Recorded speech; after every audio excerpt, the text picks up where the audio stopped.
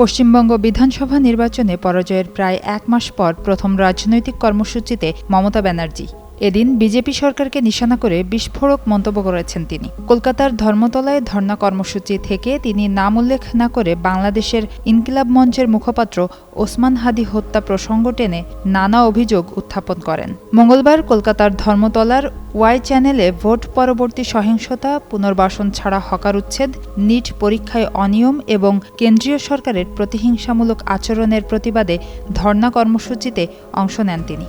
দাবি করেন, বাংলাদেশে আলোচিত হাদি হত্যাকাণ্ডের সঙ্গে জড়িত সন্দেহভাজনদের পশ্চিমবঙ্গ রাজ্য পুলিশের স্পেশাল টাস্ক ফোর্স STF গ্রেপ্তার করেছিল। মমতার অভিযোগ, সন্দেহভাজনদের গ্রেপ্তারের পর ভারতের কেন্দ্রীয় স্বরাষ্ট্রমন্ত্রী অমিত শাহ তাকে ফোন করে বিষয়টি প্রকাশ না করার অনুরোধ জানিয়েছিলেন। দেশের স্বার্থে বিষয়টি গোপন রাখতে বলা হয়েছিল। তবে এ অভিযোগের বিষয়ে তাৎক্ষণিকভাবে কেন্দ্রীয় সরকারের কোনো প্রতিক্রিয়া পাওয়া যায়নি। ধর্ণা মঞ্চে মমতা আরও বলেন, তিনি এমন কিছু তথ্য জানেন যা প্রকাশ করলে বাংলাদেশ উত্তাল হয়ে যেতে পারে। তবে দুই দেশের স্বার্থ বিবেচনায় তিনি তা প্রকাশ করতে চান না। এদিন তিনি মিশনারিজ অফ চ্যারিটি এর তহবিল বন্ধের বিষয়েও কেন্দ্রের সমালোচনা করেন।